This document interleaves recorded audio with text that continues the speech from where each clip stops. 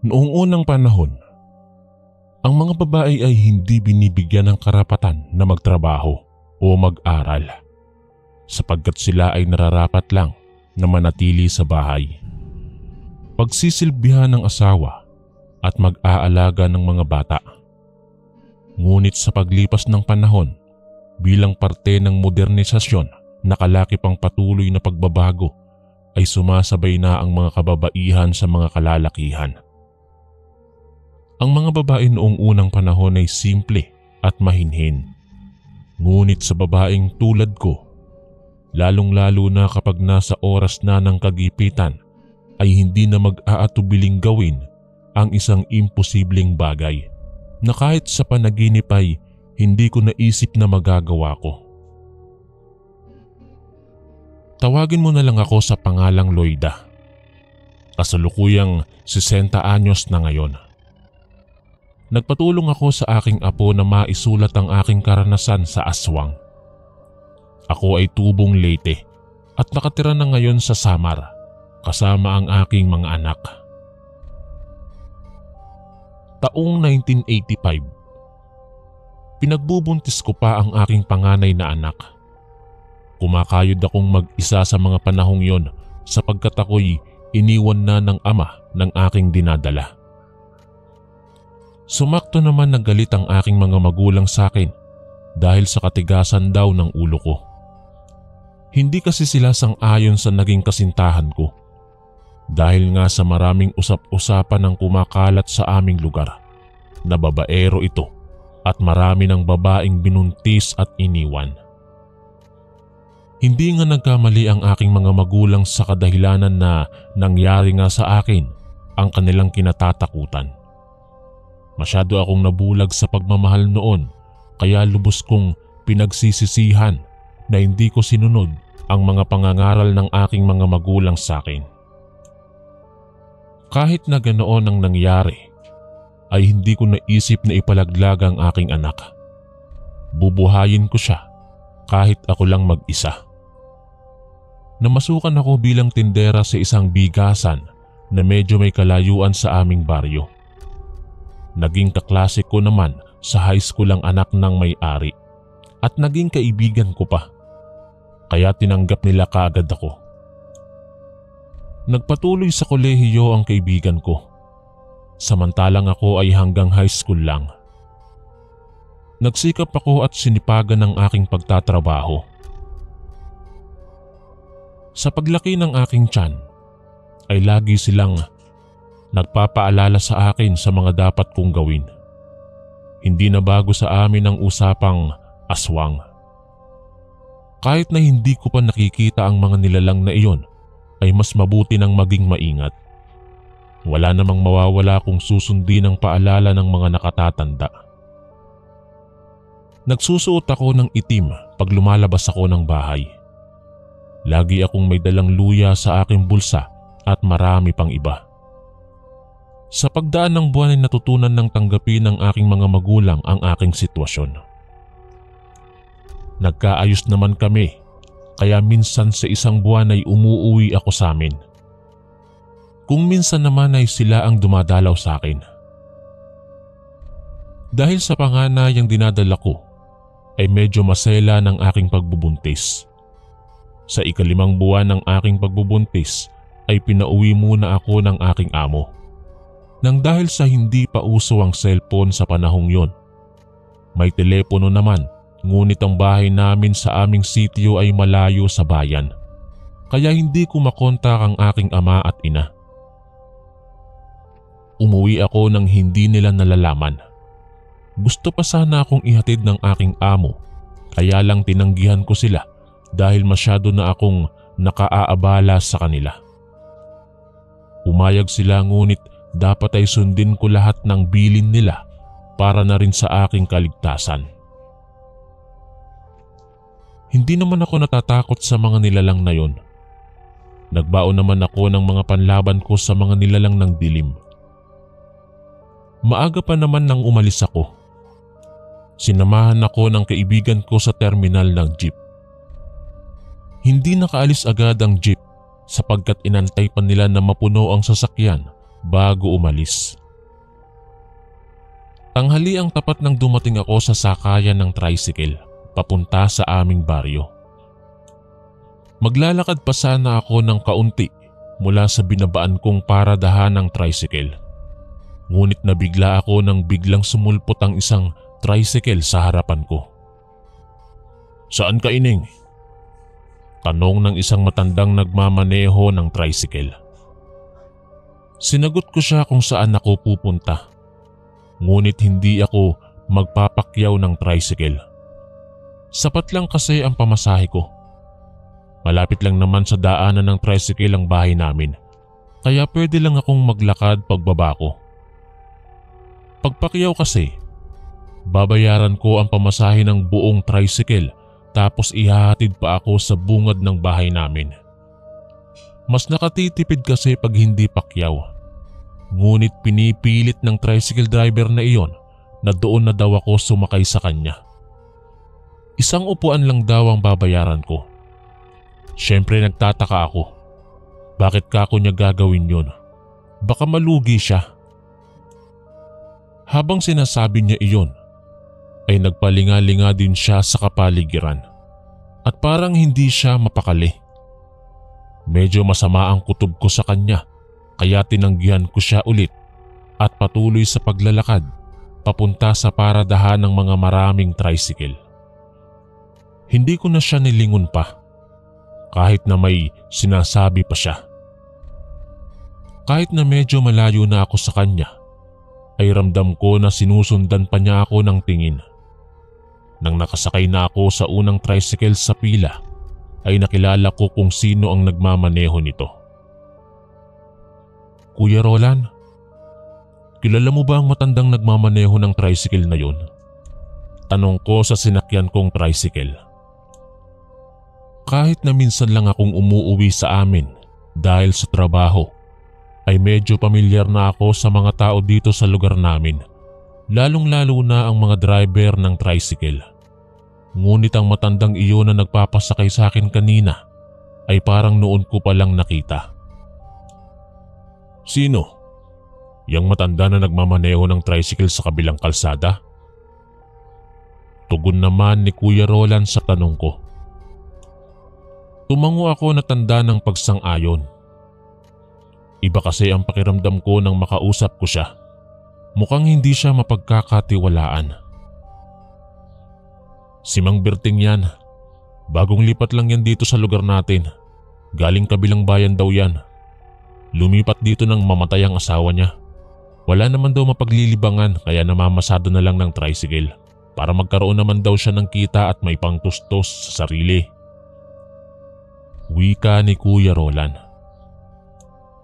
Tiningnan ko ang matanda. Biglang nagkasalubong ang aming paningin.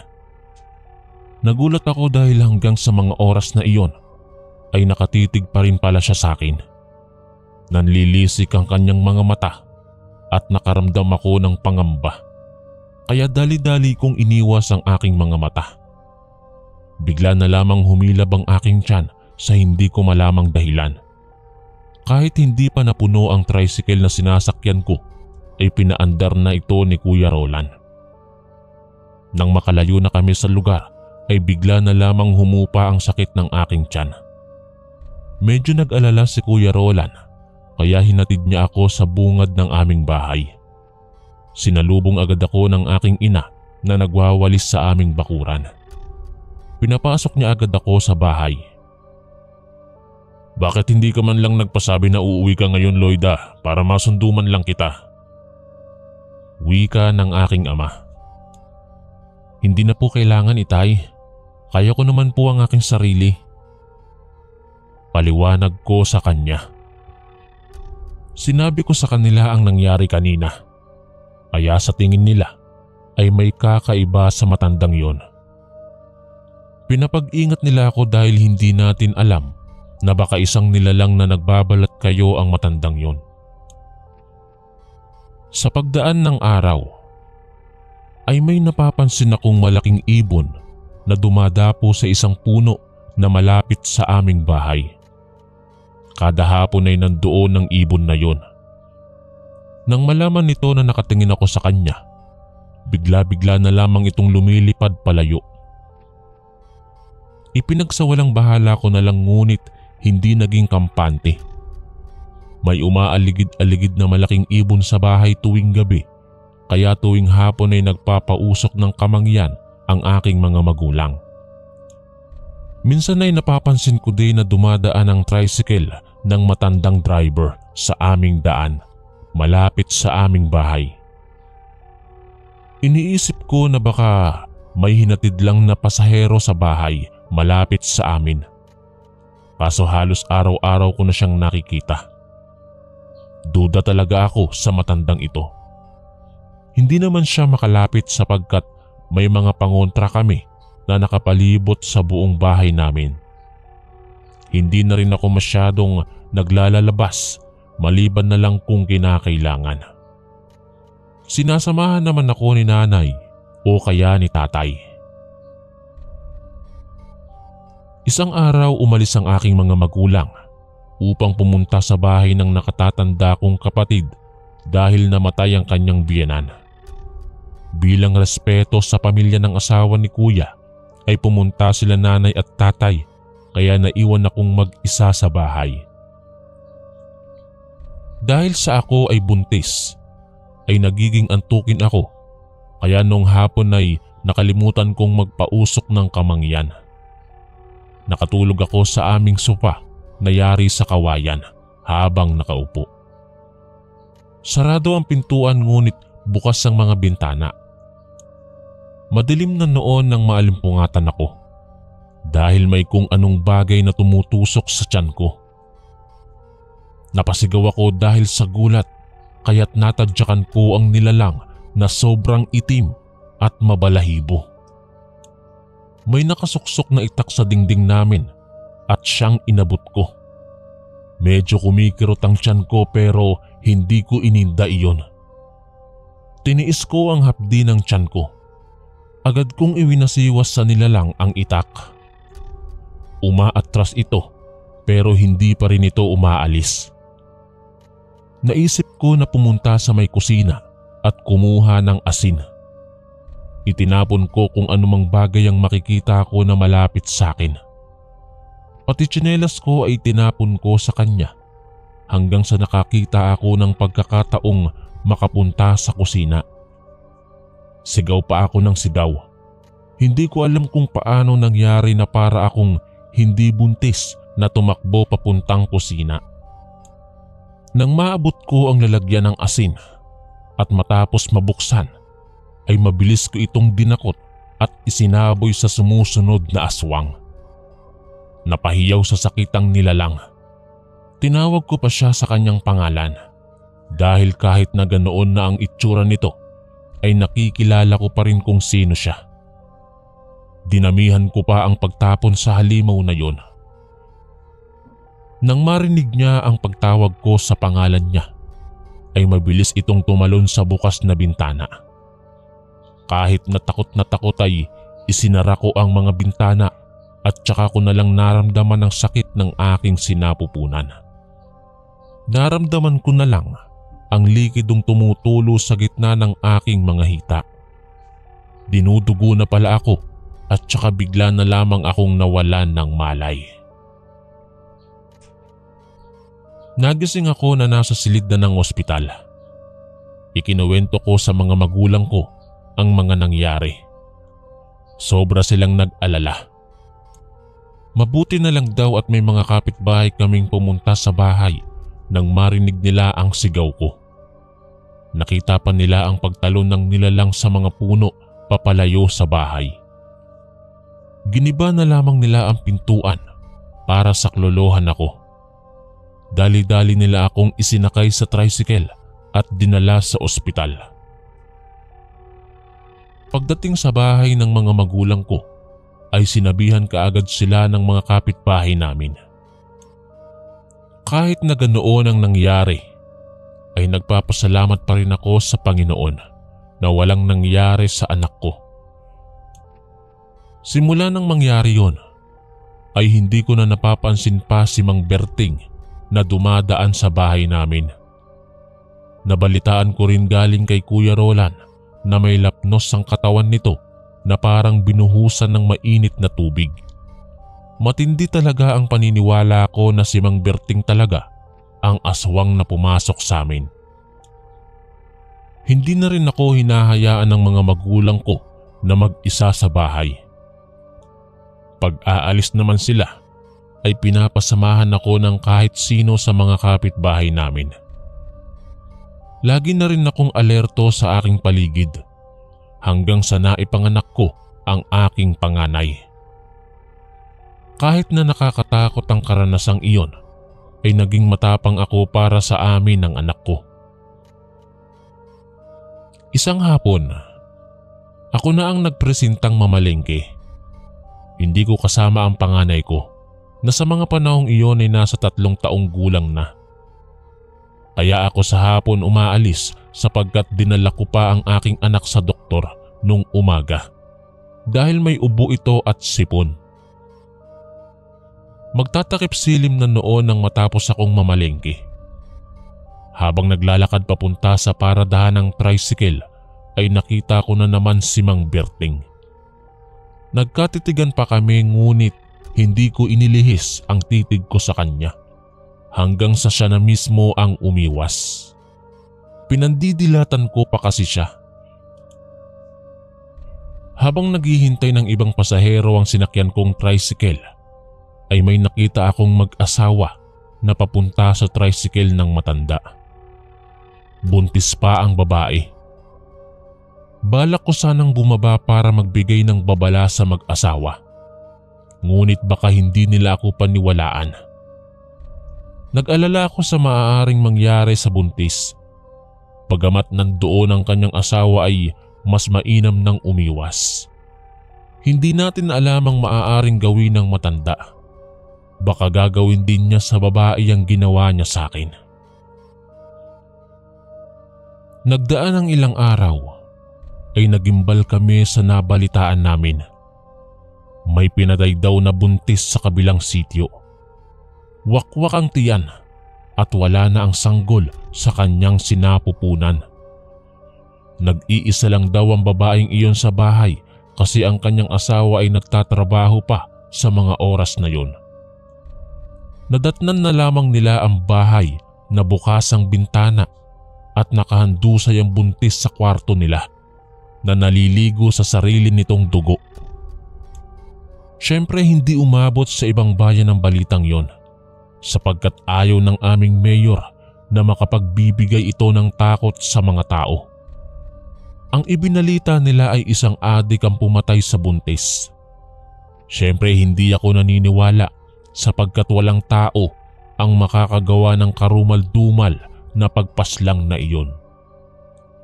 Rumoronda na gabi-gabi ang kapitan at mga tanod ng aming barangay. Hindi pa rin kami naging kampante hanggat andyan pa rin ang matanda sa aming lugar. Isang dapit hapon, habang nakasakay ako sa tricycle ni Kuya Roland, ay may nadaanan kaming buntis na nag-aabang ng masasakyan sa daan. Hinintuan namin ito para pasakayin, ngunit hindi ito nagsasalita. Sinesenyasan lang niya kami na ayaw niyang sumakay. Pipi ba ang babaeng ito o ayaw niyang magsalita? Tanong ko sa isip ko.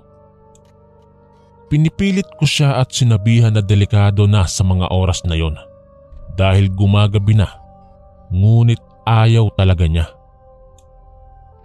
Hinayaan na lamang namin ni Kuya Roland. Pero nawiwirduhan ako doon sa buntis. Balot na balot siya. Pati ulo niya ay nakabalot. Hindi naman sa nilalait ko siya pero mukha siyang lalaki kaysa sa babae.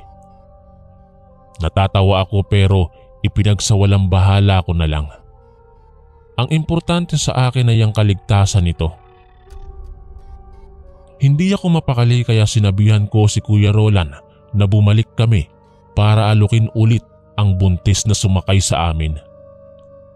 Dahil sa pamimilit ko ay binalikan naman namin ang buntis. Habang papalapit kami, ay siya namang pagdating ni Mang Berting. Kitang-kita namin na sumakay ang buntis doon sa tricycle ng matanda. Nagtataka ako dahil ayaw niyang sumakay sa amin, pero sumakay siya doon sa tricycle ng matanda. Kuya Roland, sundan natin yun. Masama ang kutob ko na baka may mangyaring masama doon sa buntis. Pag-aalala kong sabi kay Kuya Roland. Hindi nalingid sa kaalaman ni Kuya Roland ang pagiging aswang ni Mang Berting. Bagamat naririnig ng mga kasamahan niya sa pasada ang haka-haka tungkol sa matanda, ay karamihan sa kanila ay hindi naniniwala. Ika nga nila, to see is to believe. Pero si Kuya Roland ay naniniwala sa akin nung ikinuwento ko sa kanya ang nangyari sa akin. Kaya naman binilisan niya ang pag-U-turn para masundan ng tricycle ng matanda. Parang alam ko na kung saan papunta si Mang Berting ah. Papunta yata ito sa abandonadong kubo sa may palayan. Wika ni Kuya Roland. Hindi na ako kumikibo dahil nakapokus lang ako sa tricycle na sinusundan namin.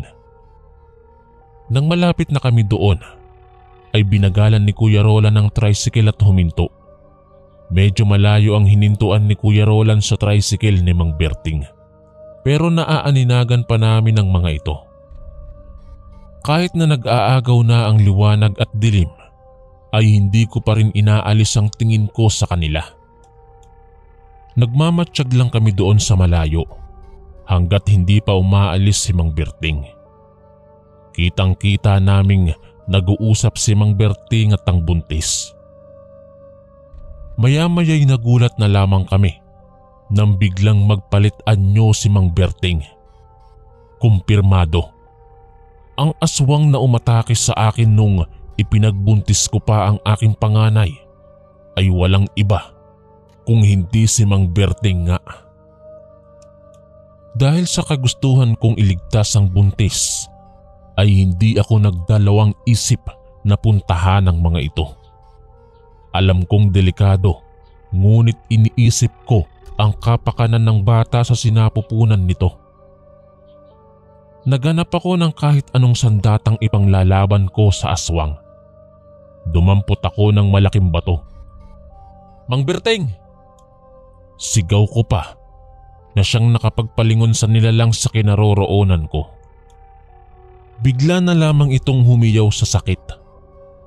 Nalihis ang atensyon nito sa akin nang sinaksak na pala siya ng buntis sa kanyang likuran. May dalang sundang pala ang babaeng iyon. Sobrang sakit sa tenga ang sigaw ng nilalang. Hindi pa nakontento ang buntis at paulit-ulit niyang sinaksakang nilalang.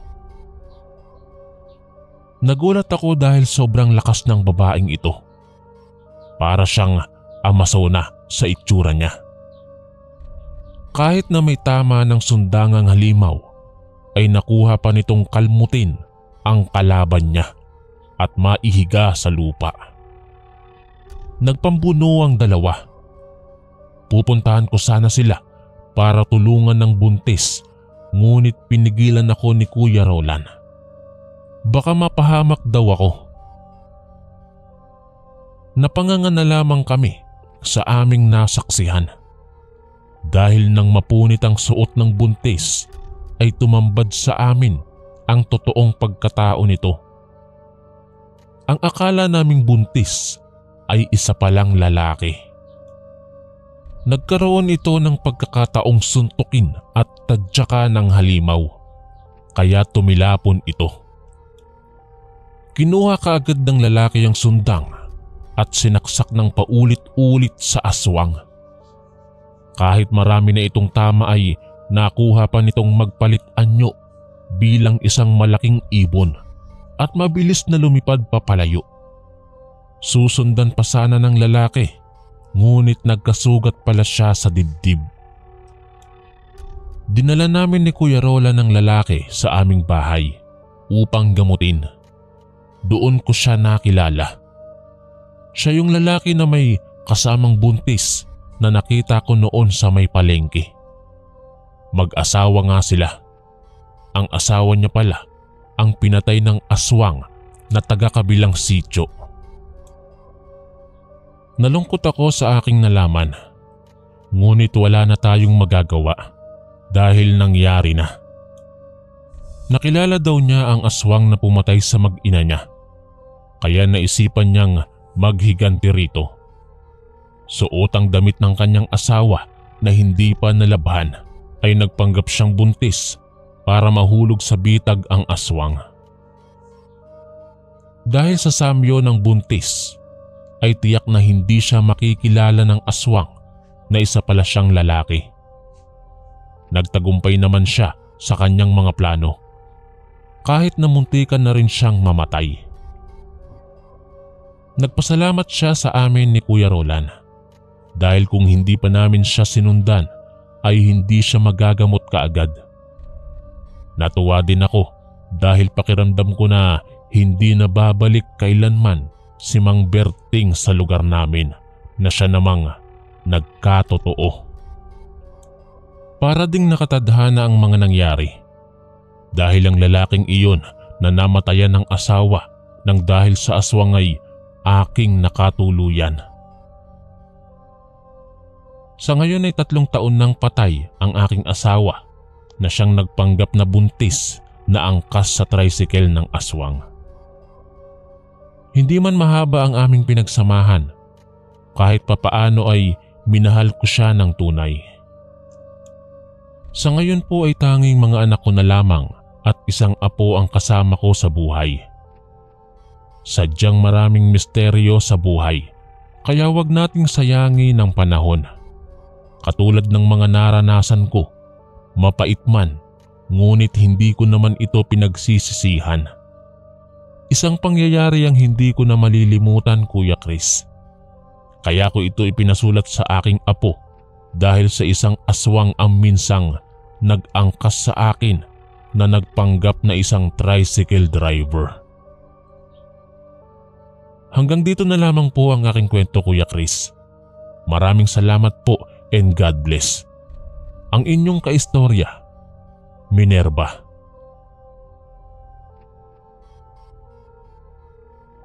Mapagpalang araw sa inyong lahat, mga kaistorya, at sa iyo po, Kuya Chris. Itago niyo na lang po ako sa pangalang Elyong. Tubong sitio mahogany po ako sa isang isla ng Kabisayaan at kasalukuyan ng naninirahan dito sa Maynila. 45 anyos na ako ngayon at kasama ko ang aking may bahay at mga anak dito. Hindi ko na lang po babanggitin ang eksaktong lugar ng pinangyarihan para maprotektahan ang pribadong buhay ng mga taong mababanggit ko sa kwento. Hindi naman liblib ang lugar namin sa panahong yon, ngunit may mangilan-ngilang nakatayong bahay roon. May isang malaking lote kung saan idinadaos paminsan-minsan ang larong basketball o kaya ay larong bulampakay. Ang bulampakay ay para siyang local version ng larong baseball. Pero hindi po kami gumagamit ng baseball bat, Kuya Chris. Kung hindi kamay lang na siyang papalo sa bola pag ibinabato na sayo.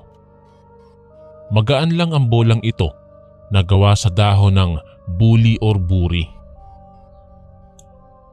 Taong 1988, 10 taong gulang pa lamang ako. Bakasyon na ng panahong yon. Kada summer ay bumibisita sa lugar namin ng isang grupo ng mga katekista. Kada 10:00 ng umaga kami nagba-Bible study sa isang lugar na may mesa at pinapakain pa pagkatapos ng session. Isa silang grupo na nagmula pa sa ibang bayan upang magturo sa amin ng mga salita ng Diyos.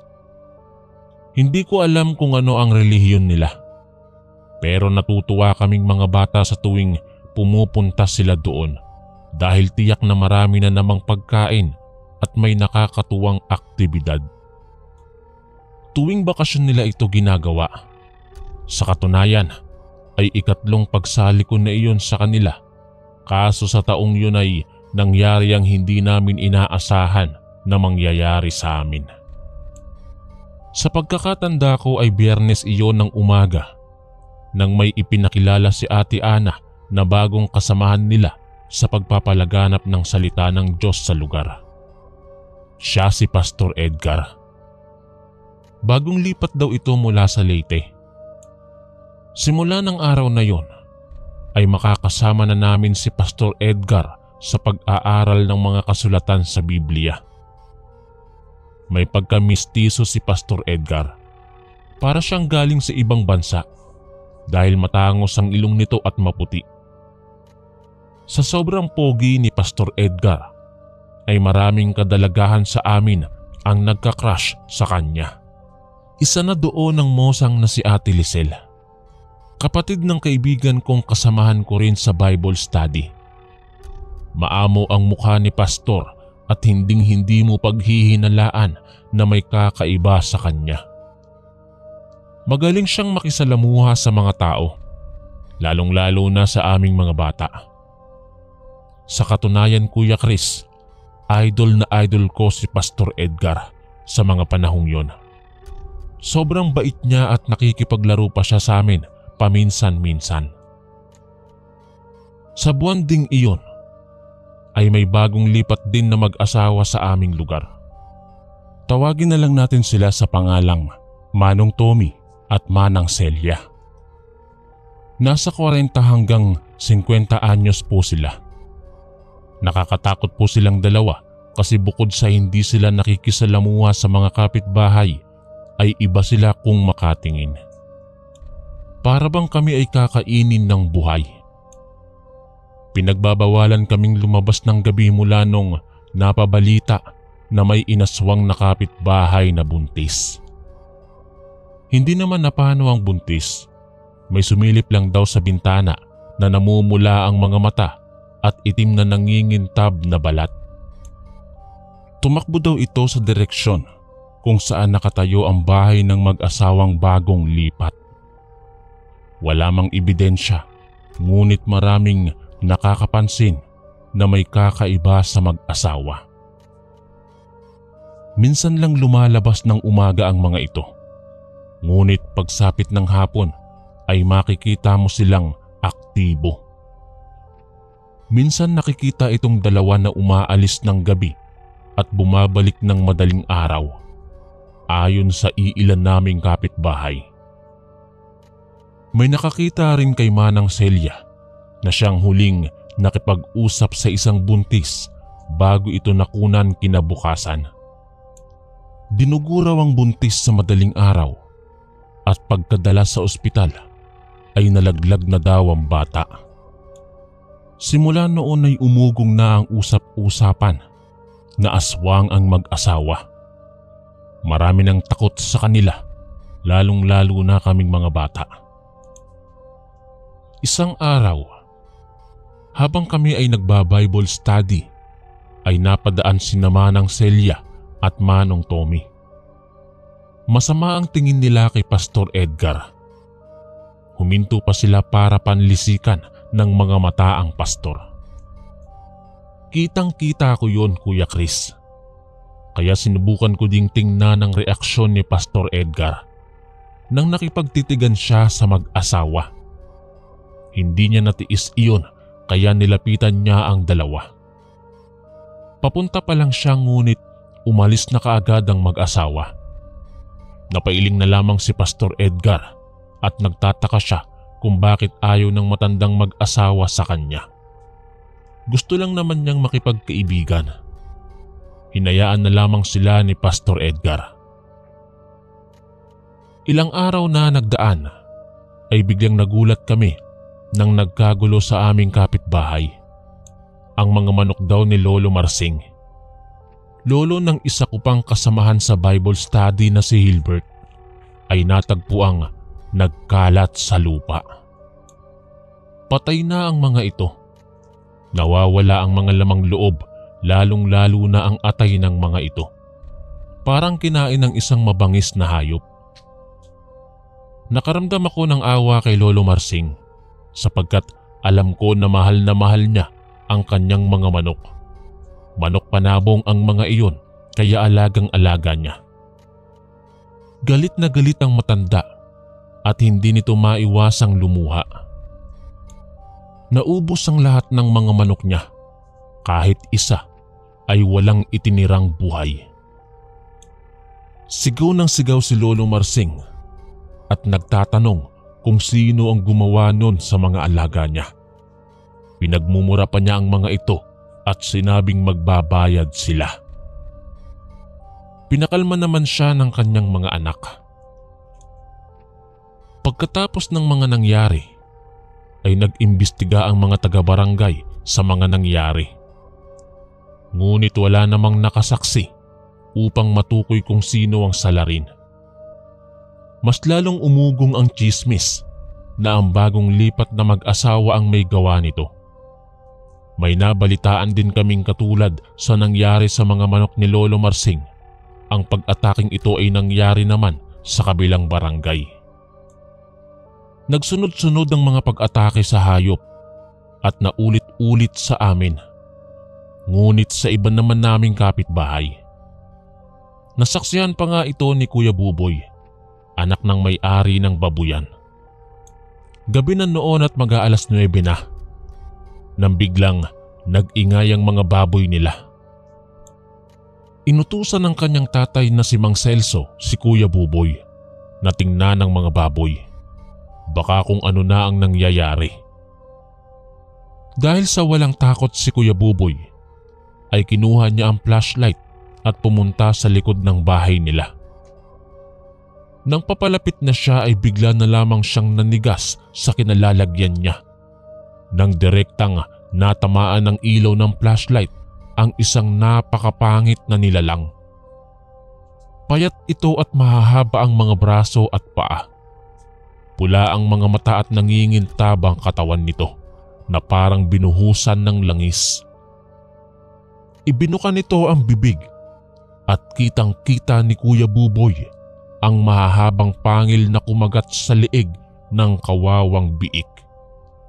Walang kahirap-hirap nang inunguya ito na parabang kumakain lang siya ng tinapay. Nung una ay hindi nakagalaw si Kuya Buboy dahil sa sobrang takot. Hindi nga niya namalayan na napaihi na pala siya sa kanyang shorts. Panay pa ang lunok niya sa kanyang laway. Bumalik lang ang kanyang ulirat nang tawagin siya ng kanyang tatay. "Buboy, anong nangyayari sa mga baboy? Bakit ka nanigas dyan? Anong nangyayari sa'yo?" Sunod-sunod na tanong ni Mang Celso habang papalapit sa kinalalagyan ni Kuya Buboy. Hindi na nag-atubiling tumakbo si Kuya Buboy pasalubong sa kanyang ama. "Tay, may aswang! May aswang, tay!" Sigaw nito. Nagmamadaling tumakbo ang kanyang ama papunta sa babuyan. Ngunit mabilis na tumalo ng nilalang at naglaho sa dilim. Hindi makapaniwala si Kuya Buboy na isang aswang pala ang umaatake sa mga alaga nilang hayop. "Nakilala mo ba kung sino yung aswang na yun, Buboy?" Tanong ng kapitan sa kanya nang mabilis itong rumisponde pagkatapos tawagin ang tatay ni Buboy. "Hindi ko po maaninagan ng mukha niya, Kap. Ngunit sigurado akong lalaki ang aswang na yon." Sagot ni Kuya Buboy. "Ilan sila?" Dagdag na tanong ni kapitan. "Nag-iisa lang po siya, Kap. Wala po siyang kasama." Nanginginig na sagot naman ni Kuya Buboy. "Naku, Kap, sigurado akong si Manong Tommy ang aswang na yon. Sigurado akong naghahasik pa ng lagim sa kabilang baryo si Manang Celia, kaya hindi sila magkasama." Singit naman ng numero 1 tsismosa na si Ate Lisel. "Paano ka naman nakakasiguro dyan, Lisel? Wala tayong ebidensya na ang mag-asawang ang yan ang aswang. Maghinay-hinay ka sa pananalita mo at baka ka makasuhan dahil sa tabil ng dila mo." Saway naman ni Kap sa babae. Walang duda kap na sila. Simula nang dumating dito ang mag-asawang matandang yan ay marami ng kababalagang nangyayari dito sa lugar natin. Nakita ko pa yang si Manang na laging nakatitig kay Cheska, tapos siya pa ang huling kausap bago nakunan si Nelly. Lagi din ang mag-asawang yan na lumalabas ng gabi at madaling araw na kung umuwi. Bulalas ng tsismosa. O siya, para matahimik na kayo, pupuntahan natin ang mag-asawa sa bahay nila. Suhestyon ni Kap. Pumunta nga sila sa bahay ng matandang mag-asawa. Katok sila ng katok at hindi naman sila nabigo ng pagbuksan ni Manang Celia. Magandang gabi ho, Manang Celia. Pasensya na ho kayo sa istorbo. Maaari po ba namin kayong makausap? Panimulang bati ni Kapitan sa matandang babae. Ano bang nangyari, Kapitan? Tanong ni Manang Celia at lumabas na rin ng bahay si Manong Tommy. Nag-usap sila ngunit wala naman silang nahita sa mag-asawa. Malinis ang mag-asawang yon. Pinapasok pa sila sa bahay ng mag-asawa para maniwala sila na wala silang kinalaman sa lahat ng patayan na nangyayari sa lugar namin. Kahit ganoon pa man, ay hindi pa rin matigil-tigil si Ate Lisel sa pagchichismis sa dalawang matanda. Hindi daw talaga maganda ang kutob niya sa dalawang ito. Mas lalong ayaw ni Ate Lisel sa dalawa nang kausapin siya ng dalawa para layuan si Pastor Edgar. Crush na crush kasi ni Ate Lisel si Pastor Edgar. Laging bukang bibig ng tsismosa ang pastor kapag kausap nito ang mga kaibigan niyang mosang na katulad niya. Narinig ko pa ang pinag-usapan nila ng nanay ko nang mapasyal siya sa bahay namin. Bakit ba galit na galit ka kina Manang Celia at Manong Tommy, Lisel? Wala namang ginagawa sa iyo ang mag-asawang yun ah. Tanong ng nanay ko kay Ate Lisel. Wala sa akin, pero kay Pastor Edgar meron. Sinisiraan nila sa akin si Pastor Edgar. Masamang tao daw yun. Isa daw itong demonyo na nagbabalat kayo. Ang gwapo-gwapo ni Pastor tapos tatawagin nilang demonyo. May demonyo bang nagpapalaganap ng salita ng Diyos? Pagtatanggol ni Ate Lisel kay Pastor Edgar. Napailing si nanay. Natawa na lang din ako. Kaya pala ayaw na ayaw niya sa mag-asawang matanda nang dahil lang pala doon. Sa totoo lang, Kuya Chris, bukod sa nanlilisik nilang mga mata, ay wala naman silang ibang ginagawa sa amin. Hindi rin ako kumbinsido na aswang ang mag-asawa kasi kumakain naman ng kahit ano sila. Minsan kasi ay binibigyan sila ng ulam ni nanay na may mga rekados. Mabait naman sila. Yung mga titig lang nila ang nakakatakot. Lalong-lalo na pagkasama namin si Pastor Edgar. Tingin ko din si Pastor Edgar lang ang ayaw nila. Isang tanghali, huling sesyon na namin sa Bible study, nang imbitahan kami ni Pastor Edgar na maghapunan at mag-sleep over sa bahay niya. Ang nakapagtataka ay kaming mga bata lang ang iniimbitahan niya. 6 kaming lahat, 4 na babae at 3 lalaki, kasama sina Hilbert at kapatid ni Ate Lisel. Ipinagpaalam naman kami ni Pastor Edgar sa mga magulang at kamag-anak namin. Dahil sa kilala na nila si Pastor Edgar ay pumayag naman ang mga ito. Nangako siyang ibabalik kami kinabukasan. Gusto sanang sumama ni Ate Lisel na makitulog, total kasama naman ang kanyang bunsong kapatid, ngunit tinanggihan siya ni Pastor Edgar. Maliit lang daw ang bahay niya. Hindi na kami magkasya kung sasama pa siya.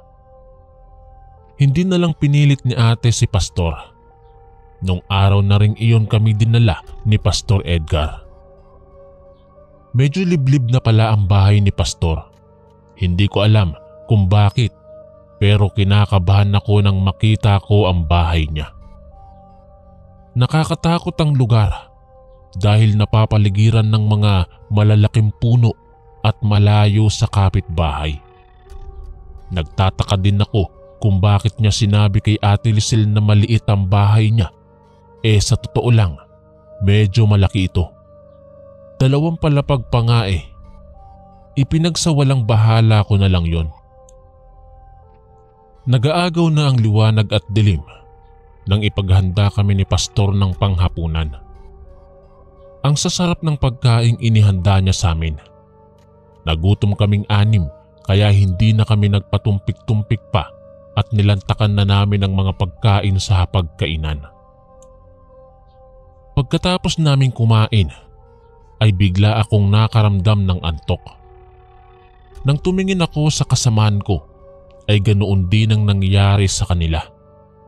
Hindi ko na alam ang mga sumunod na nangyari nang makatulog ako sa mesa. Nagising na lamang kami na nasa isang kwarto na walang bintana. Sinubukan ko pang buksan ang pintuan ngunit nakalak ito. Kinatok ko ito at tinawag si Pastor Edgar para pagbuksan kami ngunit walang tugon. Bakit ikinulong kami ni Pastor Edgar? Nagtatakang tanong ko sa isip ko. Hindi namin alam kung bakit. Nagpanik na rin ang mga kasamahan ko nang malaman nila kung ano ang ginawa ni Pastor sa amin. Nagsiiyakan na din ang iba at gusto nang umuwi. Maya-maya'y biglang bumukas ang pintuan at bumungad sa harapan namin ng isang nakakatakot na nilalang.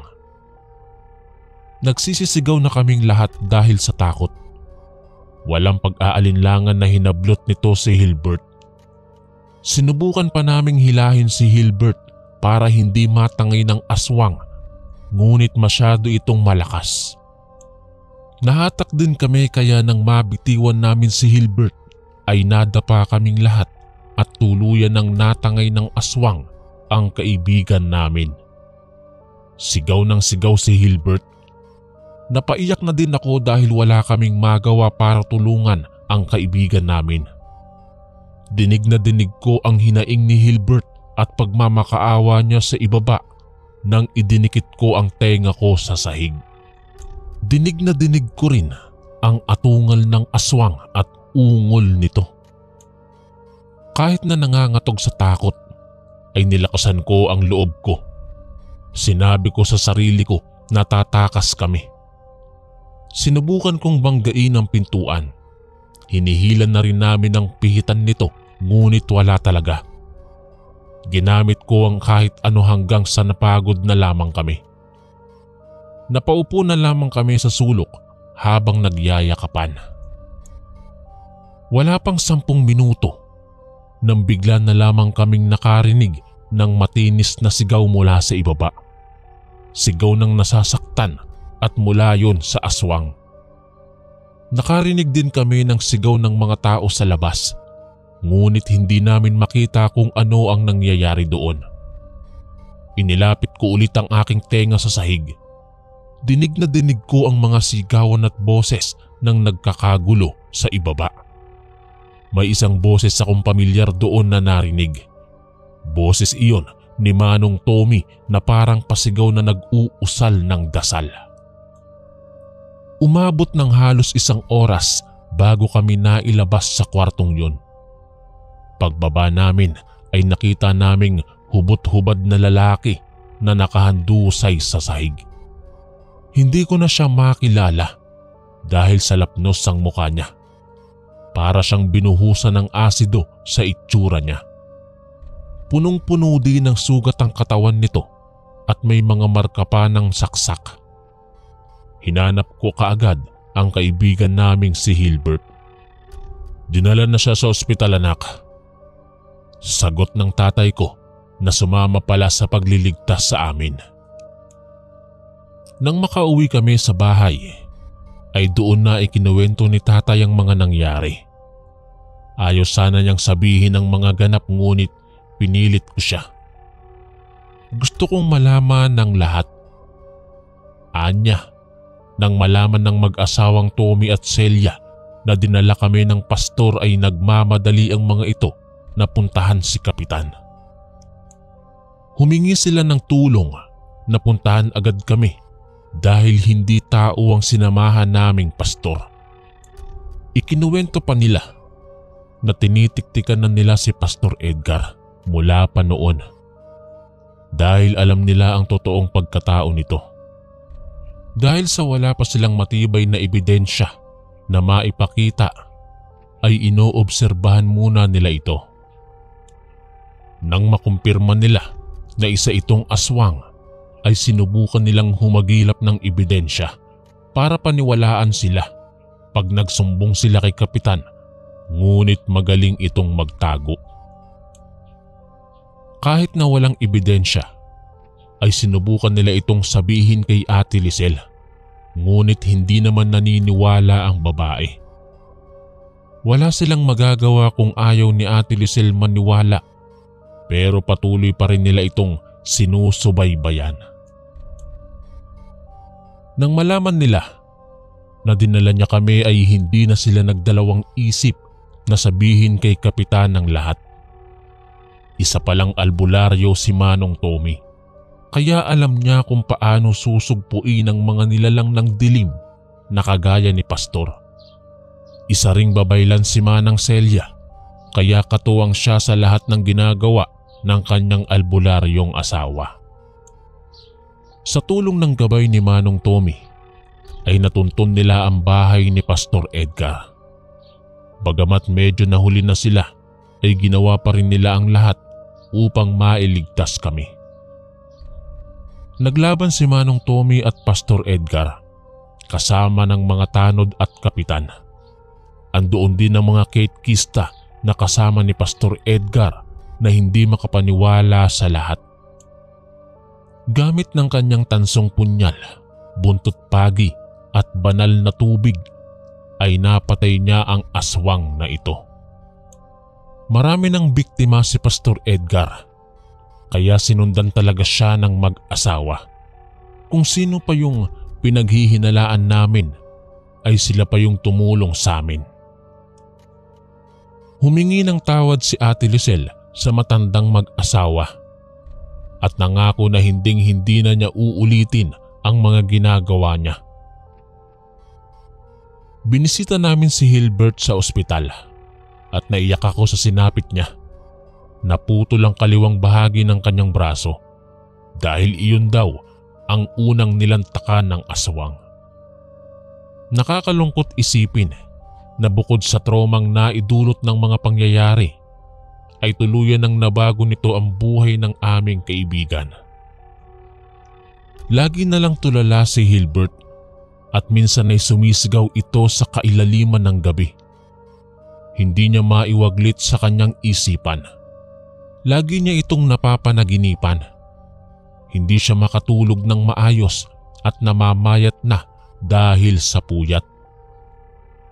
Sa kalaunan ay bumigay na ang katawan ni Hilbert at tuluyan na siyang kinuha sa amin ng may kapal. Sobra kaming nalungkot sa mga nangyari. Kahit ganoon ay kaming 5 natira ay nagpatuloy sa aming kanya-kanyang buhay. Nang dumating ako sa edad na 18 ay napili kong makipagsapalaran dito sa Maynila. Dito ko na rin nakilala ang aking napangasawa. Simula noon ay hindi na ako madaling nagtitiwala sa mga tao. Dapat muna nating kilatisin kung anong klaseng tao sila bago natin pagkatiwalaan o kaya'y huhusgahan. Sa ngayon, Kuya Chris, buhay pa ang mag-asawang Tommy at Celia. Kinukumusta ko sila. Sila ang nagsisilbing manggagamot sa lugar namin sa isla. Hanggang dito na lamang po ang aking kwento, Kuya Chris. Sana'y nagustuhan nyo at marami kayong natutunan. God bless at ingat po tayong lahat. Ang inyong kaistorya, Ilyong. Maraming salamat po mga kaistorya sa pakikinig. at kita-kits po ulit bukas para sa isa na namang nakakatakot na kwento. Ito po si Kuya Chris, ang inyong kaistorya. God bless po at ingat po lagi.